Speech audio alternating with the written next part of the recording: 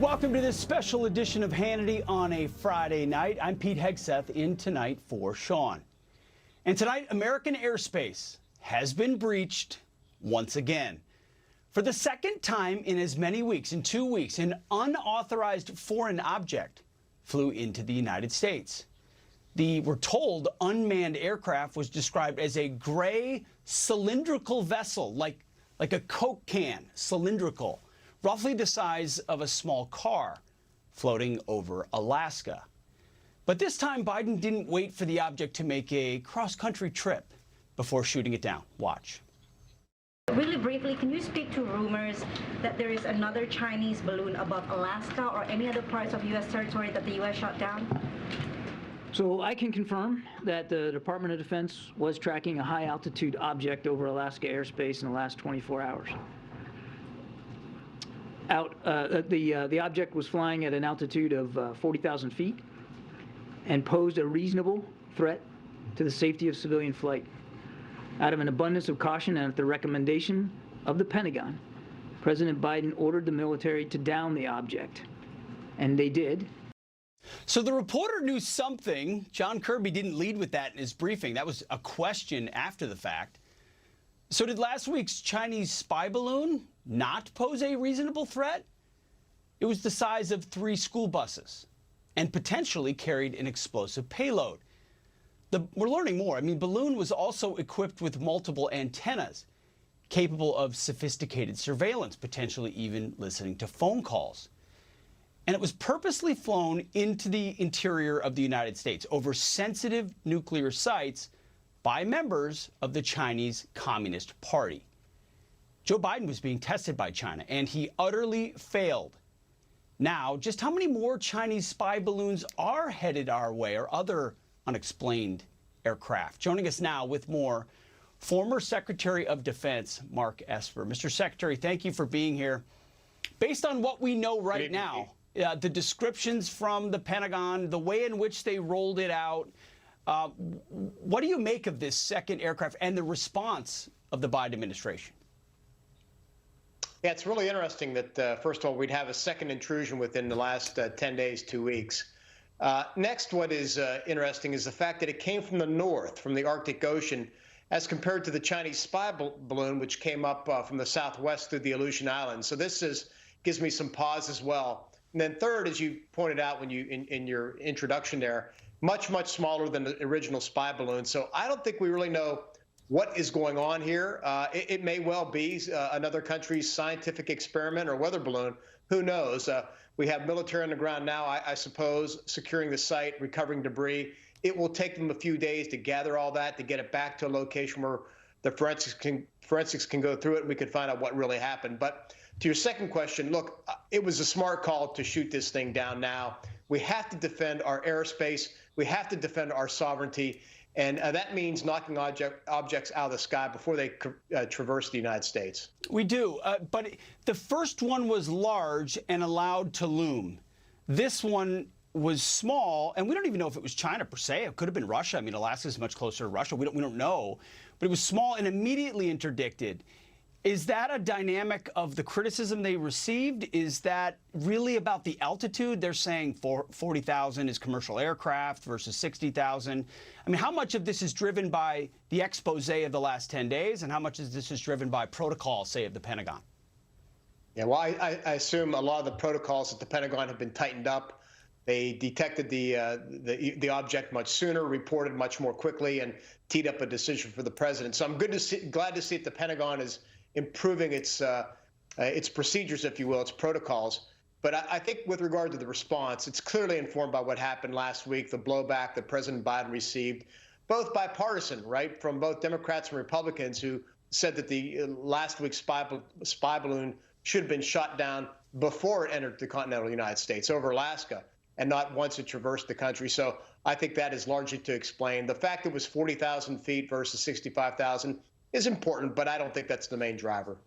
Mr. Secretary, on a higher level, the professional class in Washington, the Pentagon bureaucracy, the decision makers, what is the real sense of our looming showdown with China? When they talk about a competition or an adversary, is that really, do they really think we can partner with them for good in the world, or do they realize what the Communist Chinese are up to here? Well, I think at the political level with the current administration, there is a view that there are places where we compete with them and there are places where they want to cooperate with them. Climate change is often cited as a place where they believe competition between Beijing and Washington is possible. I don't believe that to be the case. I mean, the Chinese are producing or are building a coal-fired power plants every 10 days to 2 weeks. A little interest in them reducing, CO2 into the air. But we are clearly in a global contest now for who's going to continue to dominate in the years ahead. Will it be the democracies of the West or the autocracies represented by Russia and China? And look, we do not want to live in a regime, in a world order dominated by the Chinese Communist Party, where our freedoms are curtailed, where there's no liberties, where there's no democracy, and you live in basically a totalitarian state. That's what we're up against today, and that's what we all need to come to grips with and prepare and compete and take on the Chinese. Yeah, it just really makes us look unserious when we're allowing them to traverse our country, and then we go to them with new climate change proposals, and they laugh at us and build coal-fired power plants. It doesn't seem serious. Secretary Esper, thank you for your time. We appreciate it. All right, joining us now with more, California Congressman Darrell Issa, along with the author of The Great U.S.-China Tech War, senior fellow at the Gatestone Institute, Gordon Chang. Gentlemen, both, thank you for being here. Gordon, your book is The Great U.S.-China Tech War. Where does this type of, let's assume, just for purposes, we don't know tonight that whatever that device was necessarily Chinese. Let's assume that it was, or at least that they would have follow-ons. What does it tell you about the tech war or the looming conflict with China? Well, we know that the Chinese are hoovering up data around the world, and they get it from spy balloons, they get it from TikTok, they get it from so many different sources. And artificial intelligence, there's two things to it. There's the technology, but there's also how much data you put into it. Because the more data you put into it, the better these systems work. So clearly the Chinese are very good at taking our data and data around the world and making their AI very, very good. Congressman, do we not look like fools at worst, asleep at the wheel at best, right now with the way we engaged with the first device and now it's a second device and we're reacting? I mean, what are we to read and take from the decision-making of this administration? How does Beijing view it? Well, Beijing probably is noticing that we don't make the same mistake twice. And to that extent, I'll give the president recognition that he didn't make this exact same mistake twice. But there's no question, 2 weeks ago he was tested. He failed the test. He appears to have been tested again. But, one of the challenges is there is really no difference in the decision between a bus and a car that's flying over your country, because a suitcase can hold a nuclear weapon. So from a size standpoint, both of these had the potential lethality that should have been taken seriously. And I'm glad it was this time. But we've got a lot more to do. Our southern border is open. Now our northern border appears to be open for aircraft. Gordon, are we at more threat today than we've ever been from China based on their calculation of this administration? I actually think so, Pete, because deterrence has broken down. And we've known for the last 2.5 years or so that the primary Chinese narrative about the U.S. is that we're in terminal decline, we're finished as a power, and that countries around the world should ditch relations with America and start obeying China. And one of the most difficult and most dangerous periods in history in general is when you have to reestablish deterrence. And that's exactly what the Biden administration has to do.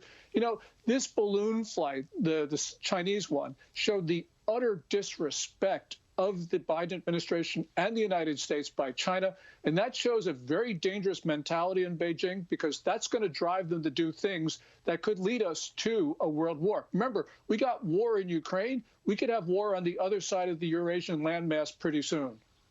Sure, we're blowing up pipelines and of our allies and others, and one miscalculation, you're on the wrong side. Congressman, China believes we're a declining power. Are they right? Well, they are right in a sense that our power was unchallenged for more than a decade, sort of the legacy of Ronald Reagan. It is now being challenged, and so far we've failed a few tests. Certainly Afghanistan is a good example. Ukraine, back in 2014, became an example when we didn't respond as promised to the aggression of Russia, and it's continued. It's reversible. We certainly have the capability, but we've got to begin using the tools we have. Most countries, if Ronald Reagan were alive and in the White House right now, 100 or 200 spies posing as State Department people for the Chinese State Department would be packing their bags throughout the United States and be sent home. There are tools that we can use in addition to not sending the Secretary of State. The president has to begin using those tools if there's going to be confidence among our allies. Gordon, we're talking about a spy balloon, but the reality is the most popular app in America right now is TikTok. And kids between the ages of 4 and 18 use it on average 100 minutes a day. The Communist Chinese pump, perverse and radical propaganda toward our kids that they don't even allow their own kids to look at in China. Are we being serious about what we're staring down here? No, we're not. And, that's 86 million spy balloons Yes, in the United States. They, as they say, they take information from those, and that's illegal, surreptitious taking of information from all of these phones. And that, of course, goes into their AI systems. But it's also, as you say, China pumps its through the algorithm that curates content on TikTok. China is able to send a lot of information, like Russian narratives about the war in Ukraine, glorifying drug use. The Chinese actually use TikTok to subvert the United States through encouraging and fomenting violence. They did that in 2020. So really what we have is a number of different apps. And it's not just TikTok. It's also WeChat. And President Trump banned it, and President Biden reversed the ban. Congressman Issa, go ahead, please. And it's even worse than that. If you go to Apple and you look at the top 3 apps, number 3 is TikTok. The first 2 are also Chinese. If you go to McDonald's to make a purchase, you are actually using Chinese source code as part of the paying for it. So the depth of it, TikTok is just the canary in the coal mine. We have a lot of other problems that need to be dealt with, and dealt with on a broad basis. I fear the next generation may look back at us and say, what fools. What fools they were. How did they not see it? Congressman Issa, Gordon Chang, you're not fools. You're talking about it. Thank you for being here tonight. We appreciate it. All right, tonight, most Americans are rightly concerned about China's now overt, open, hostile behavior. But not Joe Biden. He seems to think last week's high-flying cross-country incursion, it was no big deal. Watch this. Wasn't it a major security breach for the United States? Just the fact that the balloon came into the airspace and flew over the country for so many days. No, look, the total amount of intelligence gathering that's going on by every country around the world is overwhelming. And the idea that a balloon could traverse, break American airspace is, anyway, it's not a major breach. Anyway, it's not a major breach. Wow. The administration seems more worried about gas stoves than the Chinese spy balloon or TikTok surveilling nuclear sites in Montana. Oddly enough, the group lobbying for a gas stove ban, the Rocky Mountain Institute, has, you guessed it, deep ties to China, and even met privately with Biden's Energy Secretary Jennifer Granholm.